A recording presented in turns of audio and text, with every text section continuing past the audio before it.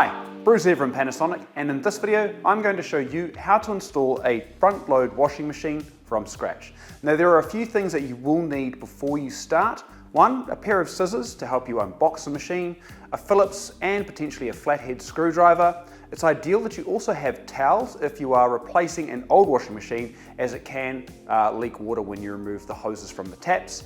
And depending on your laundry space, it's a good idea to have a couple of cable ties and a hose clamp to help secure the wastewater hose, as this can potentially slip out if you don't secure it and cause a flood. They're only a couple of bucks at hardware stores, and it makes your job installing that much easier.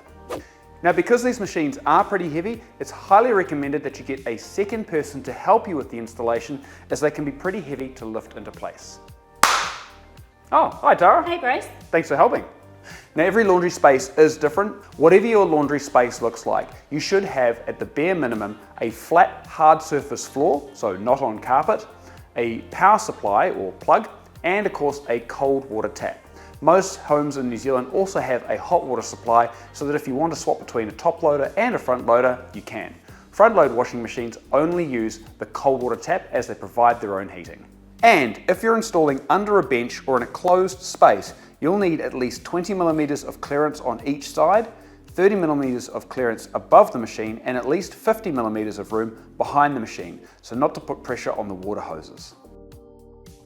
So, once you've unboxed your machine and removed all of the parts inside, you should see the following: one water supply hose, an elbow joint, a bottom cover, some transit bolt cover caps, and you should have a multi-tool wrench inside, which is used to remove the transit bolts and of course re-level. Now this next step is extremely important. Before you install your machine, you must remove all transit bolts from the back of the machine. These help to keep the drum steady while in transport before it gets to your home. Don't throw these away, you need to save these for later, just in case you need to move your machine to another location. There should also be some rubber stops to replace the transit bolts as well, so put those in once you're done, and then put the transit bolts into a Ziploc bag for safekeeping. Next, it's time to attach the water hoses. Attach the cold water hose to the cold water tap, but before you do, make sure the rubber washer is still inside the hose end, as sometimes this can fall out. Then tighten firmly by hand. You don't actually need tools, just a firm grip. Then connect the other end to the back of the machine. Front load washers heat their own water, so there's no hot water hose if you're switching from a top loader to a front loader. Next is the drain hose. Now you can either plumb it straight into the standpipe inside, or if you don't have this, then you can drain directly into the sink with the supplied elbow joint. If you use the elbow joint, then position the hose to be closer to the bottom of the sink, so when it drains, it doesn't splash water everywhere.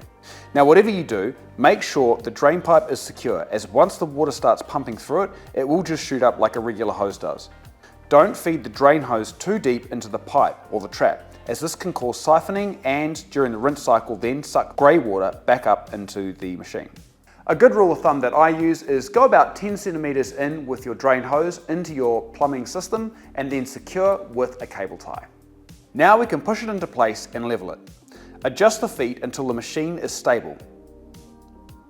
Then tighten the lock nuts to keep the feet in place. Once it's installed, it's a good idea to do a short rinse or a quick wash with no laundry. For this, use the Rapid 15 cycle. This way you can check for leaks, noise or vibration, and re-level if necessary, or tighten the hoses if you notice water leaks. Now, if you found that your machine is vibrating a whole bunch during your test wash, you've probably forgotten to remove transit bolts. So pull it out, check again to make sure that all transit bolts are removed. There should be 4 of them. And there you have it, that's how you install a front load washing machine. If you would like more information or need to download a digital copy of your instruction manual, please check out our website at panasonic.com. Thanks for watching, see you next time. See ya.